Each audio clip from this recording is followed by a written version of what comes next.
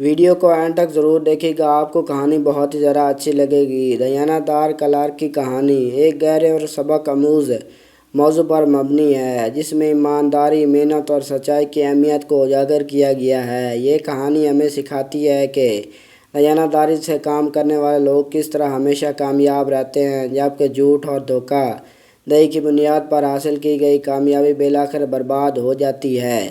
ابتدائی حالات۔ ایک وقت کی بات ہے کہ ایک چھوٹے سے گاؤں میں ایک ہنرمند کلار رہتا تھا، جس کا نام رحیم تھا۔ رحیم اپنے کام میں بہت ماہر تھا اور گاؤں کے لوگ اس کی کاریگری کی بہت تعریف کرتے تھے۔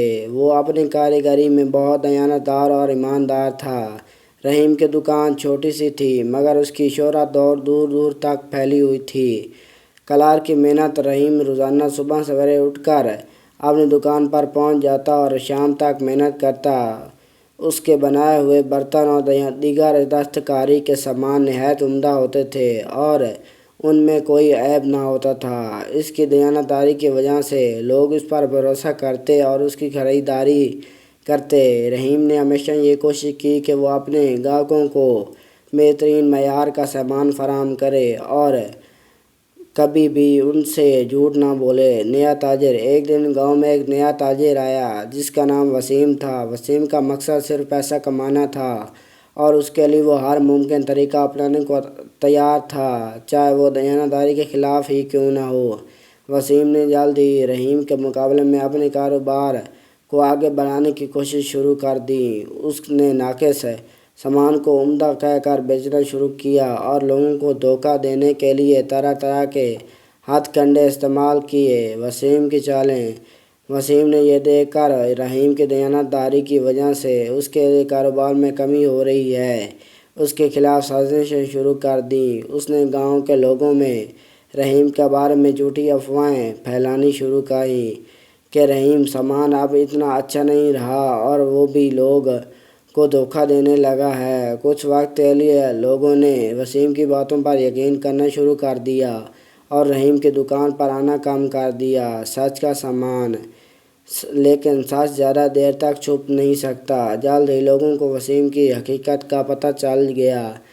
جب ان کی خریدے گئے سامان میں خرابی نکلنے لگی تو وہ سمجھ گئے کہ وسیم انہیں دھوکہ دے رہا ہے۔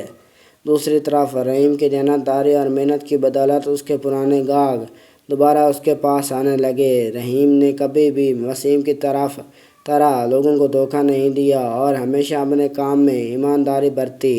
انجام۔ آخر گاؤں کے لوگوں نے وسیم کا بائیکاٹ کیا اور اس کے کاروبار کو مکمل طور پر ختم کر دیا۔ وسیم کی شرمندگی کے ساتھ گاؤں چھوڑنا پڑا اور وہ کہیں اور جا کر چھپ گیا۔ دوسری طرف رحیم کی دیانتداری اور محنت نے اسے اور بھی کامیاب بنا دیا۔ اس کی دکان پر دوبارہ رش لگنے لگا اور اس کی کاریگری کی شہرت دور دور تک پھیل گئی۔